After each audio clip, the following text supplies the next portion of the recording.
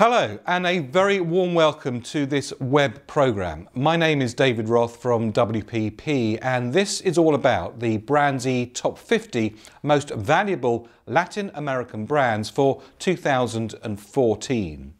In this programme we'll be talking to the people who are responsible for the valuations of the brands, and also we'll be counting down to the top 50 most valuable Latin American brands for 2014. All of this material will be available for you to download from the BrandZ website, plus a whole host of other brand valuation material. And it will also include the videos for the countdown. The website to go to is www.brandz.com. Well, to start off with, I'm joined by Roberto De Napoli, who is the Operations Director of Brand Analytics. Roberto, a very warm welcome. Roberto, you're the person who's been responsible for compiling the rankings of the BrandZ Top 50 Most Valuable Latin America Brands for 2014. So where better to start than with you? Can you give us a feel for how you go through the process of brand valuations? Okay. First of all, it's important to say that our approach in the Latin American ranking is consistent with the BrandZ methodology considered in the top 100 most valuable global brands.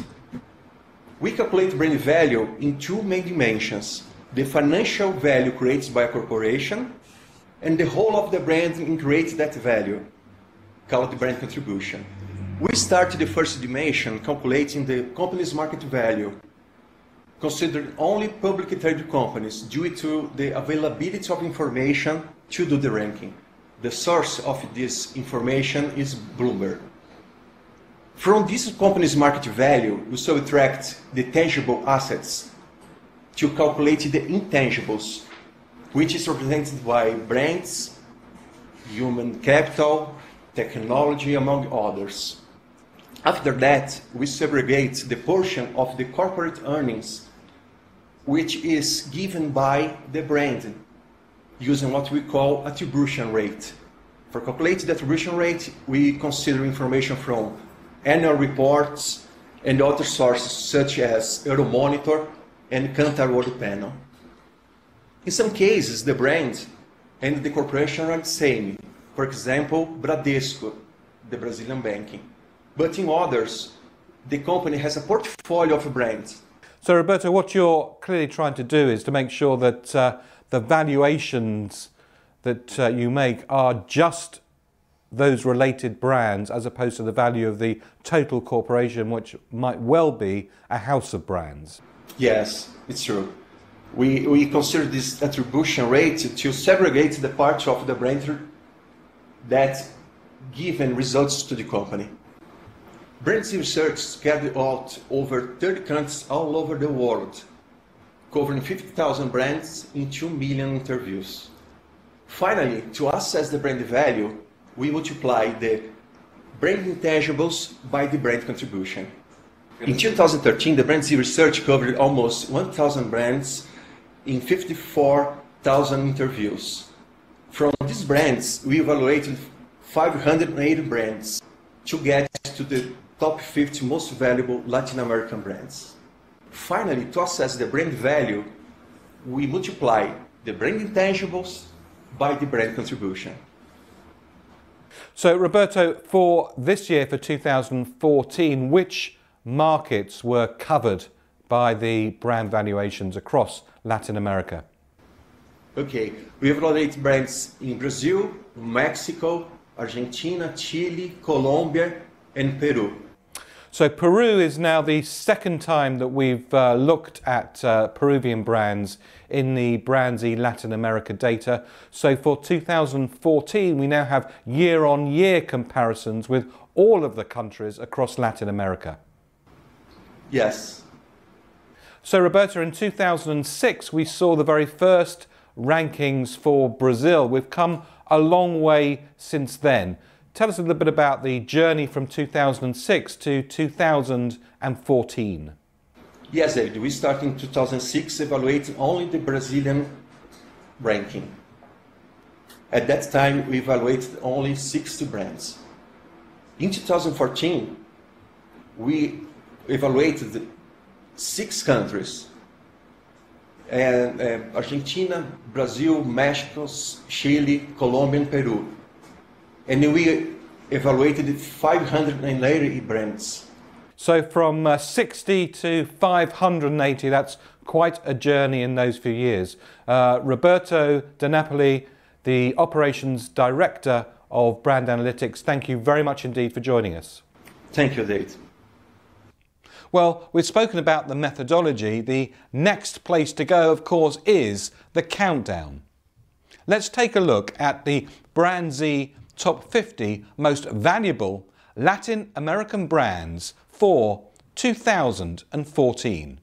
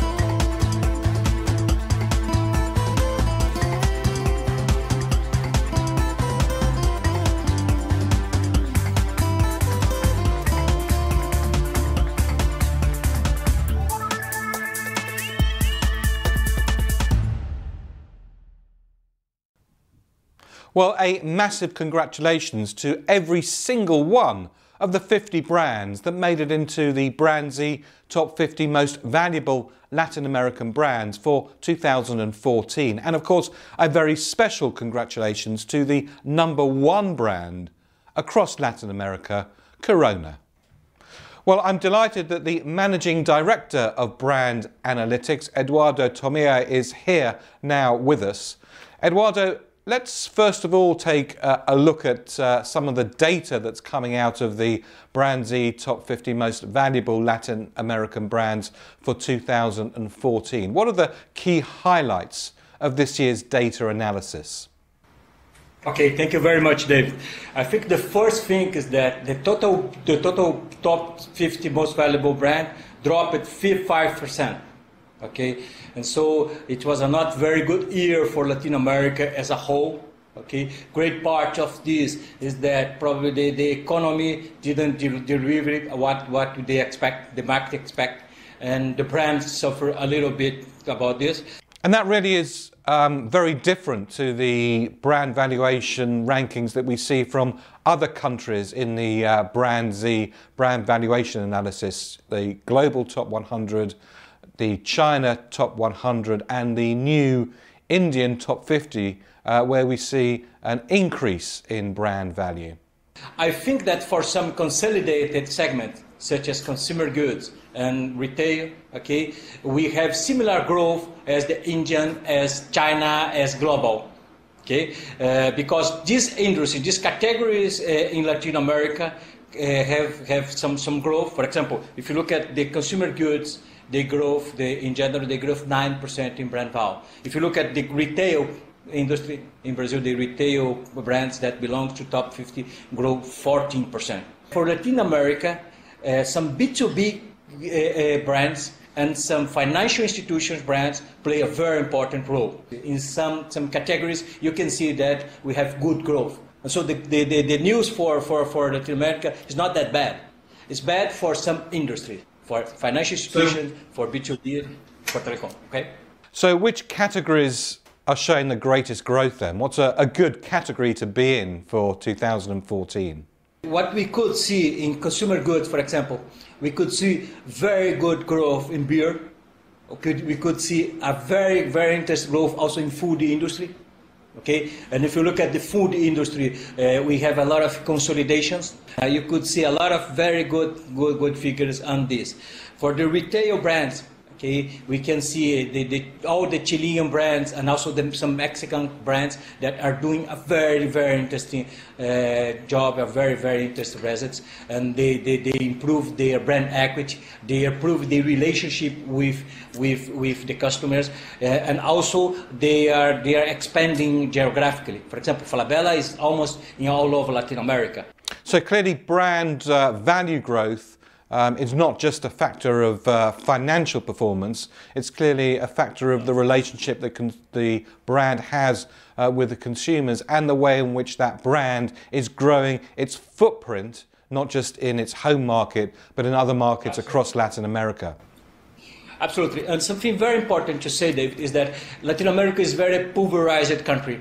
We have a lot of countries, a lot of cultures, a lot of governments, a lot of local brands. And so what is going on now is that we are starting a process to create real Latin American brands. Corona is a Mexican brand.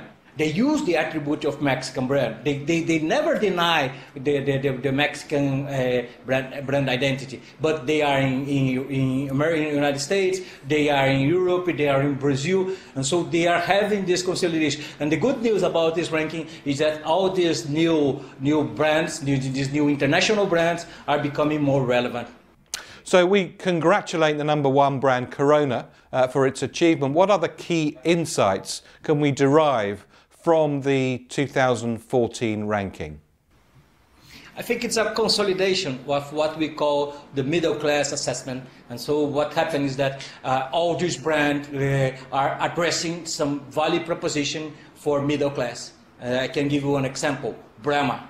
Brahma is offering competition in the northeast of Brazil, and they launch a brand named Brahma Fresh.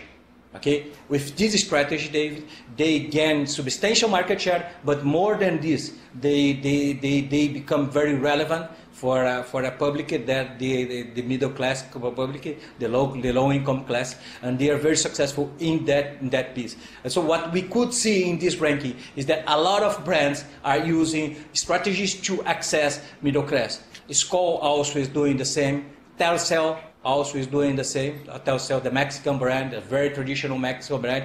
Bradesco in Brazil is doing exactly the same strategy. It is quite a dilemma for brands that have a very established user base, seeing the growth of the middle classes explode. What are smart brands doing to ensure that their franchise also extends to the new upwardly mobile middle class Latin American consumer?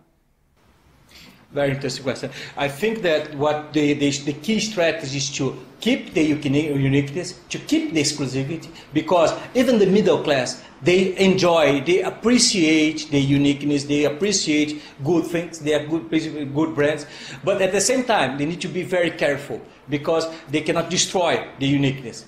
For example, if a brand is very status-oriented, they cannot destroy this.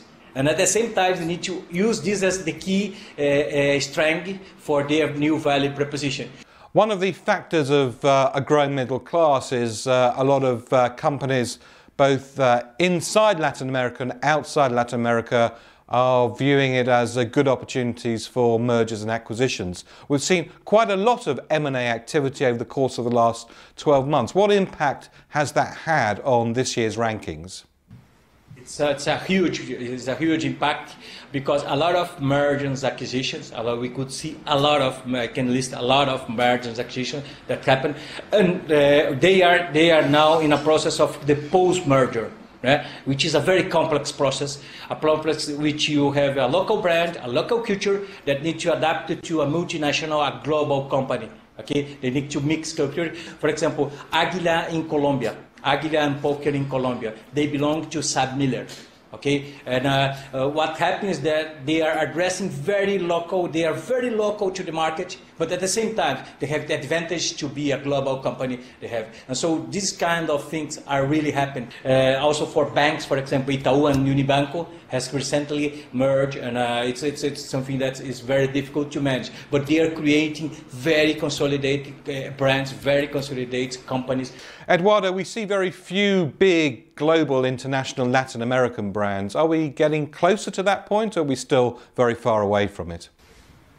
In some industries, we are very close. For example, Claro is a part of Mexico, is the most Latin American brand that is in almost all Latin American brands. If you look at Movistar, also they are in a lot of parts. And if you go to the airlines, the LAN, the TAN, Avianca also is doing very good job. So in some industry, yes, but in others, we are in a process of being international. These brands will be international. Retail is an example. Banking is another example. Consumer goods also. In consumer goods, if you think about beers, what ABI, what Ambev is trying to do is try to keep the local issues, but under an umbrella of ABI, and a big umbrella like Sabi Miller. Just to have an idea, David, if you assume the total brands that belongs to ABI in the top 50, it represents 19% of the total value. So almost 20% of the total portfolio of top 50 belongs to only one company. So finally, Eduardo, what advice would you give to brand owners for increasing their brand value for 2015? I think first is the geographic expansion. I think this is something that's really very strong. It's something that really is a trend, and something that needs to be at the top of the list of any multinational brand and Latin American brand or local brand. This is something that is extremely important. The other thing is that for the local brands, for local icons, that try not to accommodate in only based on your value proposition, only in heritage. Heritage is extremely important. It's very important, but don't accommodate your company only in heritage. You need to innovate. You need to keep relevant to new customers. Otherwise, the competition will come, and the competition will address this. And the third is the middle class. I think to conceptualize that good value proposition for this middle class that are growing a lot, is a trend of growing, and I think that this is something that is extremely important for us, Dave. Well, Eduardo Tomeo, the Managing Director of Brand Analytics and the man responsible for the rankings for Latin America, thank you very much indeed for joining us. Thank you very much, David. Well, Eduardo talked about some of the brands in Chile and Argentina and Colombia. And of course, as part of the brand valuations for the top 50 most valuable Latin American brands, we also have ranked the brands in Mexico, Chile, Argentina, Peru, Colombia and Brazil, as well as, of course, the whole of Latin America. All that data, the ranking tables, evaluations, analysis and insights can be downloaded from the full BrandZ Top 50 Most Valuable Latin American 2014 Brands Report at www.brandz.com. But let's take a look now at the countdown video for the top 30 brands in Mexico, the top 10 in Chile, the top 5 in Argentina, the top 10 in Peru, Colombia and Brazil.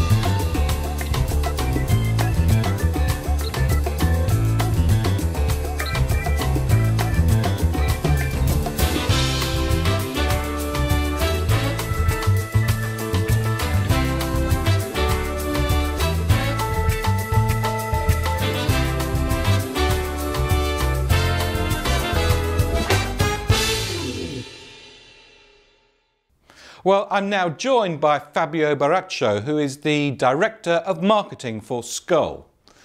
Fabio, thank you very much indeed for joining us via Skype. First of all, congratulations. For the second consecutive year, Skol is the most valuable brand in Brazil.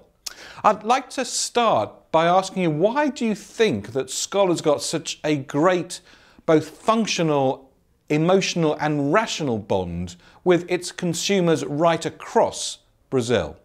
Oh, very good. Thank you, David. Basically, I think that we have a very strong position, but the main important thing is the consistency during many years. You know, so we are a very young brand, and we are very Skol. It's about innovation all the time, and being young for young spirited people, and work with innovation all the time during many different years with consistency. I think that is the main important reason to be here today.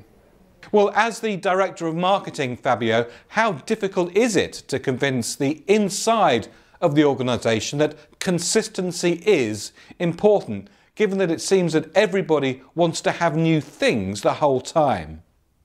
I think that when we connect, when we can connect with relevant consumer values and with market trends, we have power to convince people. We always start talking about innovation from consumers and from consumer values and what is relevant and important for consumers. Then we try to attack some market opportunities. Brazil is growing, so it's much times it's easier to convince, look into the market opportunities. But I think that if you have relevant consumer values, consumer needs, and you have a huge market opportunity, it's easy to convince internally that we are in the right way. Fabio, what would you say then is the key learning over the course of the last few years of the most important criteria of creating what we would call a lasting brand value and values to both shareholders and to consumers? I think that during the last 2 years, we updated our main platforms, and we did a very small change in our brand ideal to reconnect to young people and millennials. And we have started to talk more about music. That is a very strong platform for young people in Brazil. And we started to use better the main occasions we have in Brazil, like summer and carnival. And I think that this is something that made a huge difference in the last 2 years. So we are more about experiential and make the difference in the consumer lives than just talking about the brand. And I think that this is a completely different mindset when you look to the past. So actually what we try to do is to connect the platforms in a way that the platforms can bring something new and can really change the consumer's life. And when we do this, we can talk something much more relevant for consumers. So when we go to a huge festival like Lollapalooza or Tomorrowland in Brazil, we are offering the opportunity to make consumers live life to the fullest. So that is the brand ideal of the brand. And I think that the way we have connected platforms and consumer values is the main important things that we did in the last 2 years. Well, what do you think now, Fabio, makes a brand experience much more important than the physical attributes of experiencing that brand?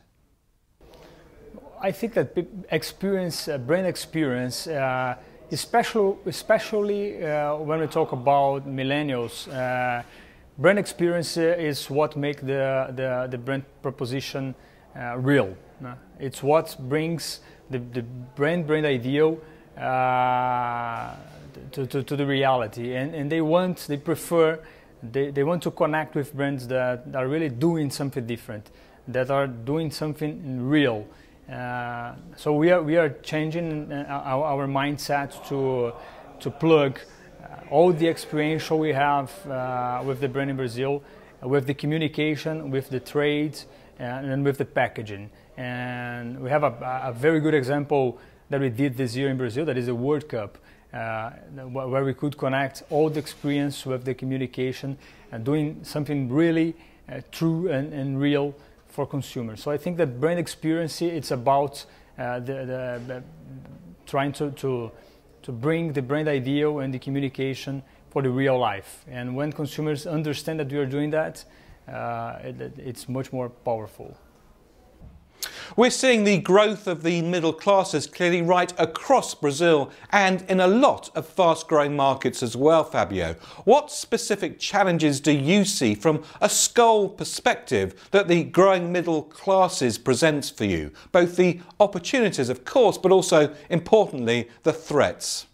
I think that the new middle class that is growing in Brazil will look for different experiences, for better products, and for a kind of expressionality in what they achieve. And for Skol to continue being relevant for the middle class in Brazil, we are going to need innovations that can bring expressionality and can represent the next step for consumers. I'll give you an example. We relaunched last year Skol Beats. Skol Beats is a line extension of Skol. It's a premium extension of Skol, talking about the nightlife, electronic music, and it's a more edge and more young brand in the Skol portfolio. And Skol Beats will attack exactly the elevate the core opportunity we have with the mainstream brands. Mainstream brands will need to elevate the mainstream category to continue being relevant for the middle social class that is growing. We need to go from mainstream brands to core plus brands. Otherwise, we're going to lose the fight for the premium brands. As consumers become wealthier right across the world, Fabio, they clearly want to experience new things. So to what extent do you think Skol can both represent newness to those consumers, but also be a brand that reflects their values? I think that the best is Skol. We have a different thing, and it's a good thing, talking about the trend you said. That is, in Brazil, Skol is a very light beer, and Skol is the better light beer in the market. And lightness is part of the health attribute that beer offer to this kind of people.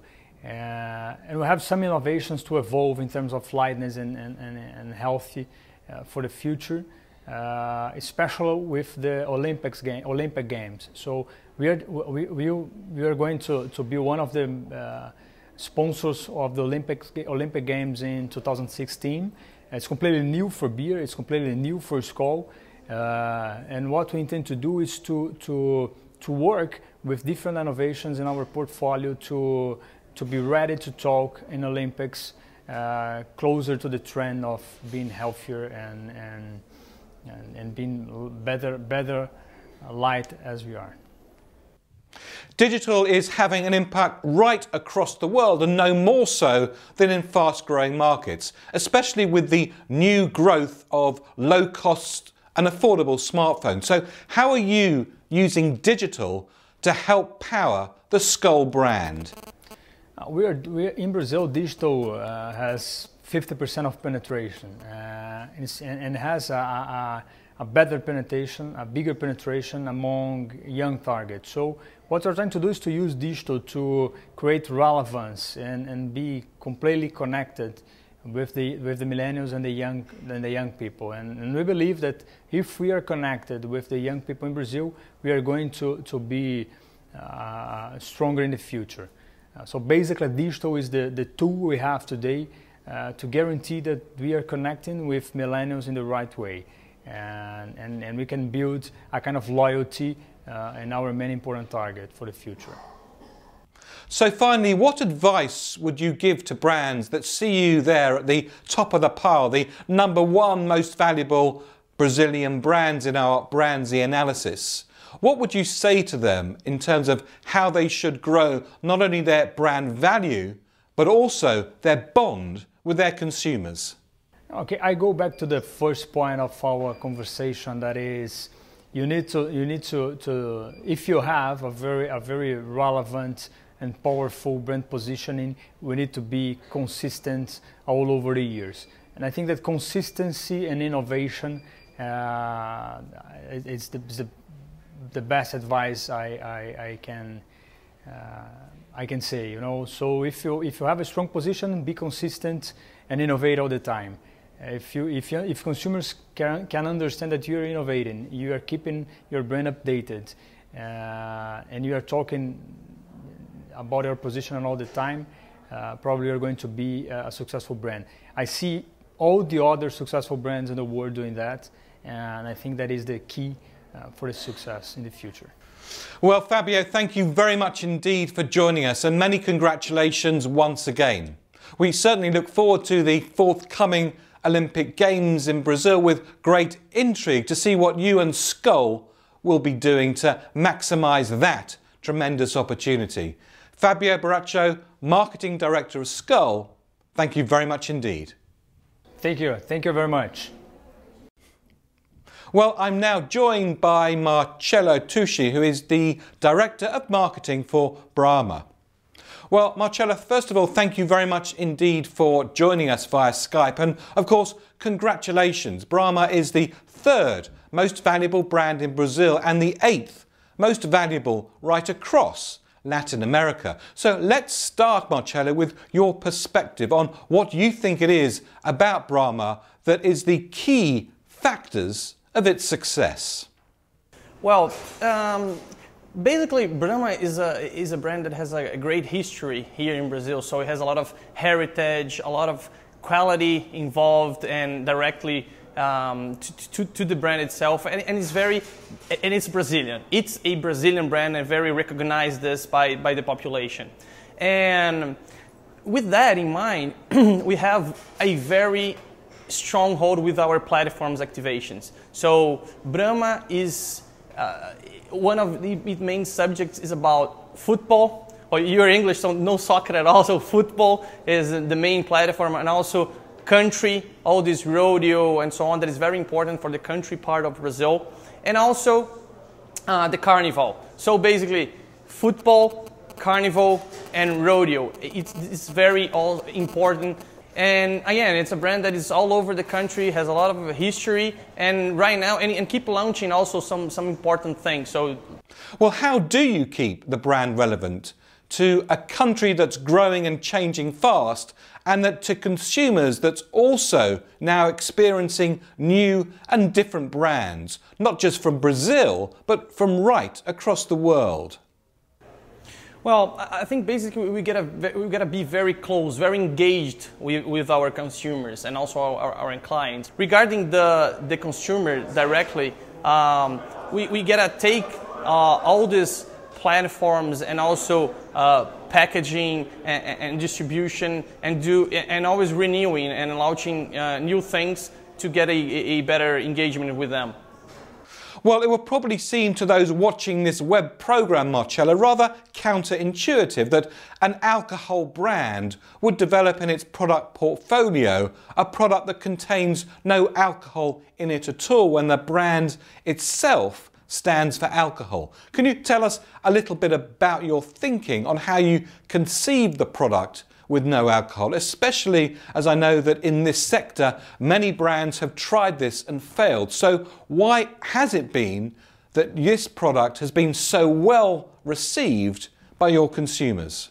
As lunchtime, for example, where you want a beer, but you are in the middle of something, so you have some specific occasions, or if you are in the bar and you are driving, but you want to be part of your, the friendship, you are with a friend, so you want to be part of it, and you are there. So you have some specific occasions that a good product, and definitely Brahma Zero, this launch was a huge success because of this. It's definitely Brahma flavor that is very recognized by the Brazilian as the taste of beer, the real taste of beer. So if you have the real taste of beer in a non-alcoholic thing, it can work pretty good, great actually in some specific occasions. Digital is having an impact right across the world, and with the availability of low-cost smartphones, digital and the possibility of using digital are growing right across all strands of Brazilian society. So can you give us a little insight on your understanding and belief of where digital is going in Brazil and what brands should be doing and putting in place now to take advantage of that digital revolution? Digital definitely plays a very, very important role in this new marketing era. Basically, your main message you can deliver on the regular, mass vehicles, mass channels. But when you really, as I mentioned in the very first point, when you really want to engage with your fans by affinity, so you take one of your talking points, for example, as football or country or any other thing, and you can go very deeper on the subject, on the topic. So we definitely are investing much more on the digital thing, especially even being a completely digital campaign, or even getting like great content that those guys wanted to. And by the regular media channels, they wouldn't be able to, because it's a deep dive on a specific subject. So that's why I think it's very important, because you definitely will connect better, the connection between your brand, between Brahma right now and the consumer. We get more flexibility on delivering them some content that for him it's very important, and also it's part of the brand's DNA. So are you seeing yourself... I'm sorry, David, just an carry example on. of this. I can just, for you guys to have an idea. In our, from all the football clubs that we sponsor, we have a particular Brahma account with any one of the, with each one of those clubs. So if you get all the clubs, we have more than 14 million fans with football and Brahma. So if we have an online and ongoing conversation with those guys, we activate the brand. The brand is there helping them with content, with info, with promos every single day. So that's another point that is very, very, very important. And we are seeing the results. We are seeing what happens when we have this direct contact. So Marcella, as a brand owner in the digital world, are you also seeing yourself as a content creator? Definitely, definitely. I think right now we need to be content creators, definitely. And content that has full alignment, that touches directly the consumer, that touches directly our target. And if this content is relevant, then you gain something like very, very strong and important. Well, I speak to you today from London, and England didn't have a great, spectacular World Cup. Well, I suppose neither did Brazil. Well, you were, of course, the host Brazil nation, but also you were a sponsor of the event. How would you categorise the World Cup as a sponsorship opportunity, and what were the key learnings that you derived from the Brazilian World Cup from a sponsor perspective?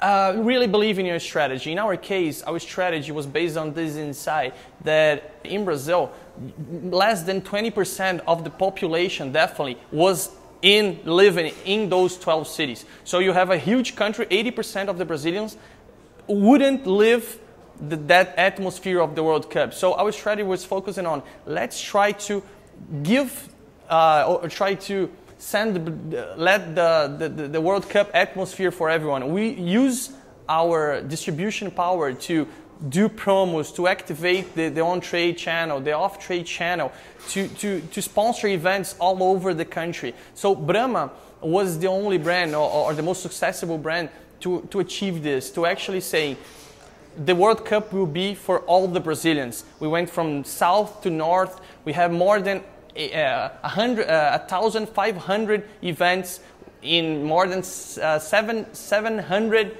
different cities. So we were everywhere trying to bring this joy, all this happiness that the World Cup event brought for the country. So basically this, I think, was the breakthrough, the thing that made us have a great, or the highest results on volume and brand equity. Tickets, we had a lot of incentives with tickets for some specific sales channels. Some things we went to TV, some things just in media. So a great planning and also a wonderful execution. Well, Marcello, I think that's very key, and the observation that you make about the World Cup, or indeed actually any other sporting event, you know, it comes and it goes. Obviously, the key, most important thing is how can you use the momentum of that to last for as long as possible right across your target audiences? Yeah, I think that's something, you know, as you mentioned, for trying to get the most what you get from the asset, you know, trying to get the momentum of any event, trying to find your territory, the thing that actually will be true for your brand and will really help you to connect to your target.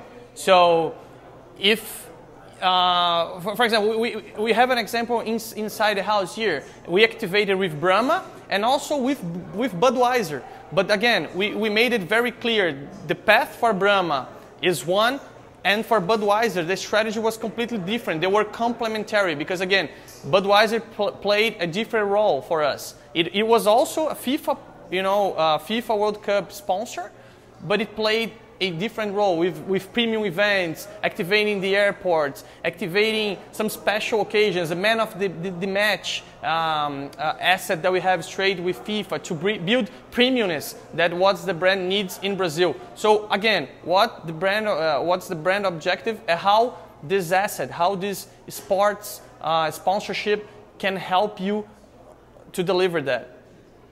Well, Marcello Tucci, the Director of Marketing for Brahma, thank you very much indeed for joining us. And again, congratulations for being the 3rd most valuable brand in Brazil and the 8th most valuable across Latin America. Thank you very much indeed. Thanks, David. Thanks. Well, sadly, we've come to the end of this special web broadcast. So on behalf of everybody here at WPP and from me, David Roth, thank you very much indeed for watching. Of course, you can download the report at www.brandz.com, and you can also get the mobile app, which has all of this data, plus a whole host more at www.brandz.com/mobile. Well, thank you very much to Brand Analytics and to Millward Brown. And from me, David Roth, thank you very much indeed for watching.